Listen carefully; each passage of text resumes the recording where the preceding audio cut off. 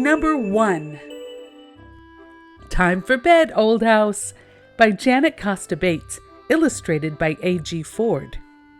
Isaac is excited for a sleepover at Grandpop's house, but he's a little nervous about being away from home, and he wonders about all the noises he hears in the old house. When it's time to go to sleep, Grandpop needs Isaac's help putting the house to bed. Slowly, they move from room to room, turning out the lights, pulling down the shades, and finally reading a bedtime story to the house. By the time the house is settled in for the night, Isaac and Grandpa are ready for bed too. This book shares familiar nightly rituals with read-aloud charm. Book number 2. The Story of a Story by Deborah Hopkinson. Pictures by Hadley Hooper. Have you ever tried to write a story of your own? It's not as easy as it seems. Words get tangled, pencils get broken. After a while, you'll do anything just to distract yourself. This story is about a young writer with just that problem who finds inspiration from a surprising source. A story about writing a story. This book is for all aspiring authors, no matter what their age. Book number 3. Cold Turkey, written by Corey Rosen Schwartz and Kirsty Call, illustrated by Chad Otis. Turkey woke up cold. Sheep is shivering. Chicken is chilly. And horse is huddling. Lucky for them, bundled up turkey is generous and shares his warm clothes with each of his barnyard friends. But once he's down to his birthday suit, what's a cold turkey to do? This story has clever wordplay, a lovable and giving main character, thoughtful friends, adorable artwork, and great rhymes. It's a perfect book all year round, a story of kindness and sharing. Book number 4. It's Okay, Slow Lizard by Yoram Yoon and Jian Kim. Little bird is all aflutter. There are too many things to do. Elephant cries with frustration when a shoelace breaks. Rabbit tries so hard and loses the race anyway. But what about Slow Lizard? Slow Lizard's friends learn how wonderful it is to slow down together and take the time to help each other enjoy life. Book number 5. Have you seen Gordon? Written by Adam J. Epstein and Ruth Chan. I'm right here. Kids love these classic seek and find books. Packed with vibrant and dizzying artwork, this hilarious story takes the reader on a wild jaunt looking for Gordon, who isn't very good at hiding. However, maybe you can find somebody else. Book number 6. For You by Paula Merlan and Blanca Milan.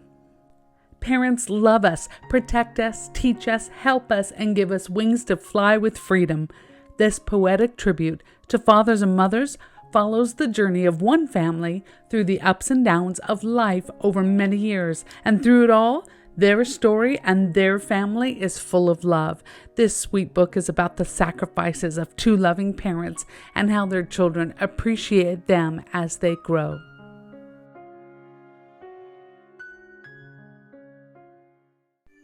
Book number 7. I Hear You Forrest by Callie George and Carmen Mock. When a child steps into the forest, her ears are open and her heart is too. She listens carefully and hears marvelous things like the rustling of leaves sharing their secrets and a beetle balancing on a branch. This book is the first in a series of books about nature for young children. It encourages imagination, awareness, and empathy with all living things.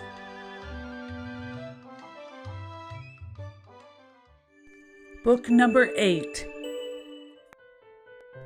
A House by award-winning author and illustrator Kevin Hanks. Where is the door to the house? Do you see any clouds? What does the house look like when it's sunny outside? When it's raining? What will the house turn into when its family returns? What makes a house a house? A roof, a door, a window, a floor? What makes a house a home? A cat, a dog, someone to love? You? Book number 9. D is for Drool, My Monster Alphabet, written by Amanda Knoll and Sherry Greenspan, illustrated by Howard McWilliam. When Ethan can't sleep, he doesn't count sheep. He says his ABCs. But for monster-loving Ethan, A is for arms, B is for belly, C is for claws, and D is for drool. Kids will love pointing out all the silly monsters as they parade across Ethan's room. By the time Ethan gets to Y, he's yawning, and by Z, kids will all be ready to sleep just like Ethan. Last but not least, book number 10. Jazz for Lunch, written by Jarrett Dapier and pictures by Eugenia Mello. A young boy and his aunt head to the nearest jazz club for lunch. But it's so crowded they can't get to the front and they can't get any food either. The two of them come up with a new plan and head to the kitchen. They listen to jazz on the stereo and start cooking together. The young boy has a drum solo playing on the pots and pans. When the cooking is done, there's a knock at the door.